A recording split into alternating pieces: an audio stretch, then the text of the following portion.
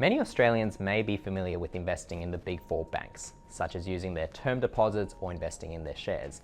But what they might not know is that you can invest in a diversified mix of fixed income securities across the capital structure of a bank in order to get enhanced income.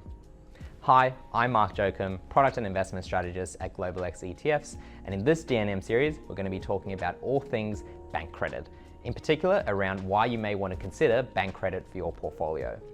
So, fixed income generally has been a bit of a boring asset class, but normally some of the boring asset classes tend to be the most brilliant.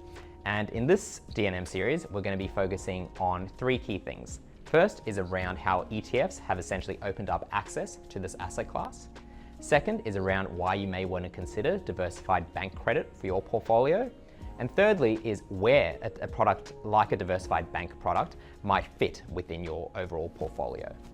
So to start things off, let's talk about how positive ETFs have been to access the fixed income asset class. It was quite tough for investors to get exposure to fixed income. It involved high minimum amounts to invest. They didn't trade on public share markets, they traded over the counter.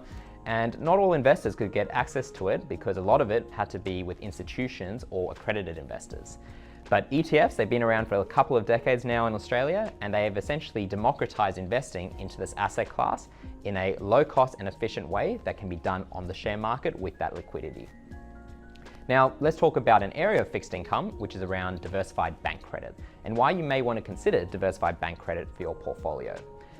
Well, Australians are really looking for trusted sources of income.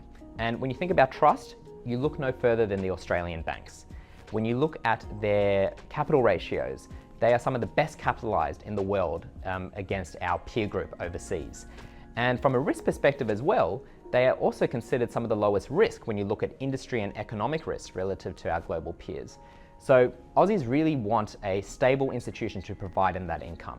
And instead of looking at something like term deposits, which may lock in your rates, but may lock out opportunities, you can look at a diversified mix across the capital structure, the mix of debt and equity instruments that funds a bank's balance sheet. And that's where you can look at things like senior bonds, subordinated bonds, and hybrids. Now, when you're looking at all these, it can be a little bit tough to decide, well, how much do I want to invest in all these types of securities? How much do I want in fixed? How much do I want in floating? That's where it's important to look at an index-based solution or a product that can fulfill that gap. And that's what we did with the Global X Australian Bank Credit ETF, the ticker code BANK. We built this from the ground up, and we decided that we wanted to allocate 40% to senior bonds, 30% to subordinated bonds, and 30% to hybrid securities. Why the 40-30-30 split?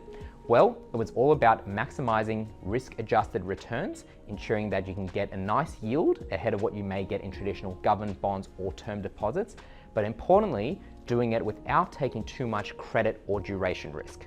So that's why we decided to do it. And while there's a lot of noise going on in the market around interest rates, yield curves, bond spreads, sometimes it's best to just tune out the noise.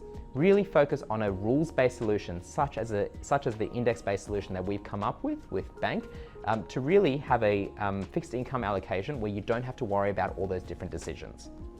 Now we've talked about diversified bank credit, but where does it sit in terms of your overall portfolio? Well, it's really as a core allocation within the defensive bucket of your portfolio, within the fixed income sleeve. And that's because income is going to be doing a lot of the heavy lifting. You get two layers of diversification as well when investing in a product like Bank.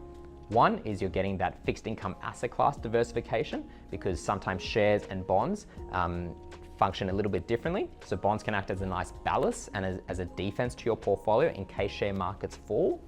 But secondly is within the fixed income suite, having diversification across a range of bank issuers and a range of types of bonds, such as senior bonds, subordinated bonds, and hybrids, act as another layer of diversification. So it's really great to have a product like Bank for your core fixed income allocation, and you can allocate across the edges within that. So that's a little bit about diversified bank credit. We're really excited to bring this product out to market. We believe that fixed income investing is going to continue in terms of the growing number of flows going into ETFs. And by introducing a product like Bank, you're really getting a first to market solution that is a truly index-based, rules-based approach that invests in a range of different securities issued solely by the Australian banks in a diversified manner. So that's it for this DNM series. We look forward to seeing you next time.